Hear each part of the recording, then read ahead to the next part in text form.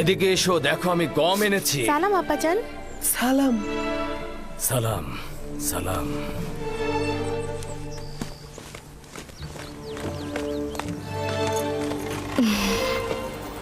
আপনি তো দেখছি অনেক ক্লান্ত হয়ে পড়েছেন।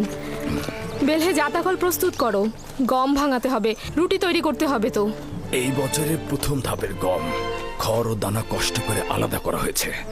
এসো পুত্র আমার।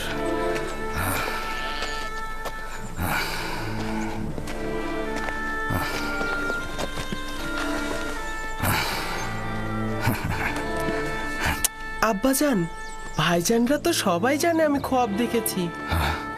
কোথা থেকে জানলো? জানি না তো, তারা আমার কাছে খোয়াব সম্পর্কে জানতে চাইলো। আমি যখন বলিনি, তারা আমার উপর চড়াও হয়েছে। বেলহে,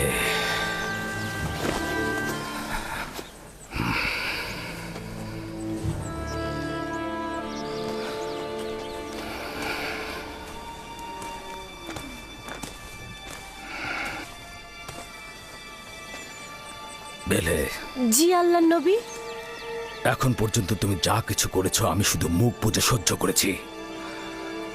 আমি নীরবে থেকেছি যাতে তুমি নিজেকে গুটিয়ে নাও, কিন্তু তুমি পণ করেছো যে ভাই ভাইয়ের মধ্যে অশান্তি সৃষ্টি না করে তুমি শান্ত হবে না। দেখুন খোদার নবী, আমি এগুলোর কিছুই জানি না। আমি মিথ্যে বলছি না। আমি গত রাতে তোমার ঘরের পাশে অবস্থান করছিলাম, যেখানে ইউসুফ ঘুমিয়েছিল। স্বপ্নের ব্যাখ্যা নিয়ে সেখানে কথা হয়েছিল। এটা আমি ও ইউসুফ ছাড়া তো অন্য কারো একেবারে জানার কথা নয়। এবার তুমি আমাকে বলো, তুমি ছাড়া তো এই খোয়াবের ব্যাখ্যা আর কারো শোনার কথা নয়। আমি কসম খাচ্ছি, আমি আসলে মিথ্যে বলছো তুমি, মিথ্যে বলছো। গত রাতে যখন তোমার ঘরে শব্দ হয়েছিল তখন আমি তোমার ঘরে প্রবেশ করেছিলাম। তোমার সন্তানেরা ঘুমিয়েছিল কিন্তু তুমি জেগেছিলে। আমি কখনো শোনা কথা কান দেইনি, কিন্তু তারাই সঠিক ছিল। তুমি জুলফাকে সবসময় কূটবুদ্ধি দিয়ে প্ররোচিত করো। তুমি ইয়াহুদা আর তার ভাইদের ইউসুফের বিরুদ্ধে লেলিয়ে দিয়েছো। তুমি তোমার নিজের ছেলেকেও ইউসুফ বিদ্বেষী করে গড়ে তুলেছো, কিন্তু আমি তাতেও চুপ থেকেছি। যদি একবার এই ভুলের পুনরাবৃত্তি করো, তাহলে আমি আমার নিজের ছেলেদের রেখে তোমাকে তোমার নিজ এলাকা ফাঁদদানে ফেরত পাঠিয়ে দেব। বুঝতে পেরেছো? না না না না,